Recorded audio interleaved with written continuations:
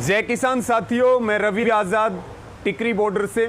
कल से हरियाणा के उप मुख्यमंत्री के कुछ बयान चल रहे हैं जो सीधे तौर पर उनकी मानसिकता को दिखाता है, और हम दुष्यंत चौटाला जी को ये बात कहना चाहते हैं कि जो चौधरी देवीलाल जी का संघर्ष था, विरासत थी, दुष्यंत चौटाला जी ने उनके संघर्ष को और उनकी विरासत को पूरी तरह से दागदार और कलंकित करने का काम किया है। और जो उन्होंने बयान दिया, उन्होंने 3-4 चीजें बोली हैं कि मंडियां, कह रहे थे किसान की मंडियां नहीं टूटेंगी।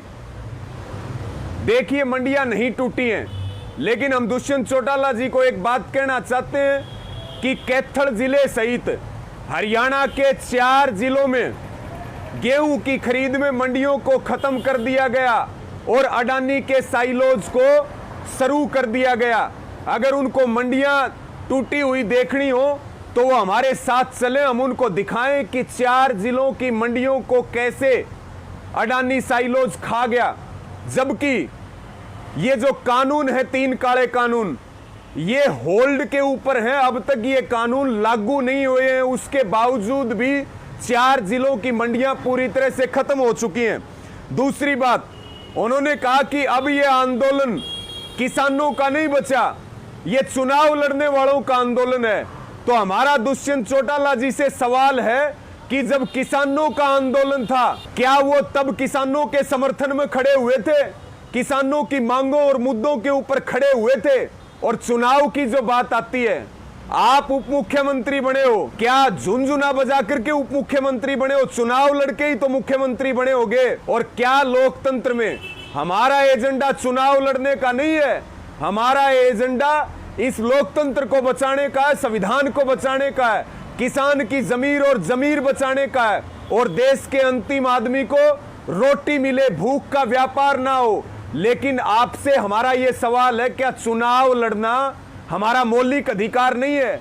क्या चुनाव लड़ना कोई बुरी बात है? तीसरी जो बात आपने मुख्य तौर पर कही कि हम जो है ये आंदोलन अब राजनीति वालों का, जो बार बार उन्होंने जिक्र किया, हमारा दुष्यंत चौटाला जी को ये निवेदन है कि वो खुद सिरसा जिले के चौटाला गांव से आते हैं, उसके बाद उनका खुद का विधानसभा जींद के उचाना में है। आपको पता नहीं है कि आपकी जमीन खिसक चुकी है, आपने जो कमाया था वो खत्म हो चुका है, जनता में आपके प्रति जो गुस्सा है, जो नफरत है। और हमारा आपको चैलेंज है कि आप अपने खुद के चौटाला गांव में कोई कार्यक्रम करके दिखा दो, उचाना विधानसभा के किसी गांव में घुस के दिखा दो, आपको आपके ही विधानसभा के लोग जो वो गांव में नहीं घुसने देंगे। और ये भी हमारा चैलेंज है, आप इस्तीफा दे करके आइए, हरियाणा में कहीं से भी चुनाव लड़िए। उप मुख्यमंत्री तो बनना बहुत दूर की बात है, पार्टी के अन्य उम्मीदवारों को जिताना बहुत बड़ी बात है। आपकी अगर जमानत जब्त नहीं करे जनता, तो फिर आपका जूता और हमारा सिर, ये भी इस आंदोलन का ऐलान है। एक बात आपने और कही है कि मैं भी किसान हूं। दुष्यंत चौटाला जी, ना आप पहनावे से किसान हैं, ना आप बोल से किसान हैं, ना आपका कार्य किसानों जैसा है। ये बरगलाना बंद कीजिए।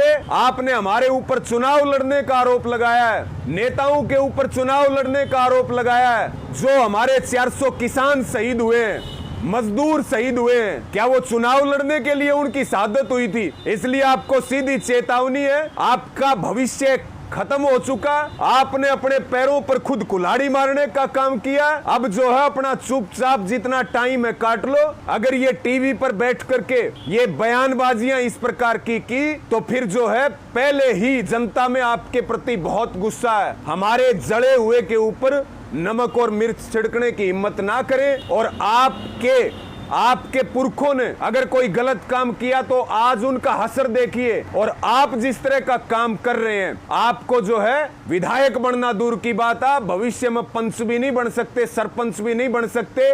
निश्चित तौर पर आंदोलन चलेगा, निश्चित तौर पर आंदोलन की जीत होगी। और आपकी राजनीतिक हत्या आपने स्वयं की है, और आप कानूनी कार्रवाई करने की धमकी दे रहे हैं बार बार। आप कह रहे हैं जो विरोध करेगा हम कानूनी कार्रवाई करेंगे। आप जीरो थे, आपको हरियाणा की जनता ने हीरो बनाने का काम किया, संकट में आपके साथ खड़ी हुई। आज आप उसी को डंडे का, पुलिस का भय दिखा रहे हैं, कानूनी कार्रवाई का भय दिखा रहे हैं। ना तो आपकी जेल और ना आपकी पुलिस आंदोलन को नहीं रोक सकती, ना रास्ता रोक सकती है। हमारा शांतिपूर्ण आंदोलन है और जीत तक चलेगा। और आपकी जो आपका आडंबर था और जो झूठ थी, वो हरियाणा की जनता और देश की जनता समझ चुकी है। इसलिए आपको फिर चैलेंज है कि अगर आप में हिम्मत है और आप धमकी दे रहे हैं हमें कानूनी कार्रवाई की, तो आप अपने गांव में, अपने विधानसभा के गांव में कार्यक्रम करके दिखाओ। आपको अपनी औकात पता चल जाएगी और यह भी पता चल जाएगा कि यह आंदोलन वही लोग कर रहे हैं जिन लोगों ने आपको वोट दे करके और नीचे से उठा करके कुर्सी के ऊपर बैठाया। आज आप हमारी लाशों के ऊपर राजनीति कर रहे। इसका ब्याज समेत जो है वो हरियाणा का एक एक युवा और किसान हिसाब करने वाली है। धन्यवाद। और इस वीडियो को ज्यादा से ज्यादा शेयर करें साथी।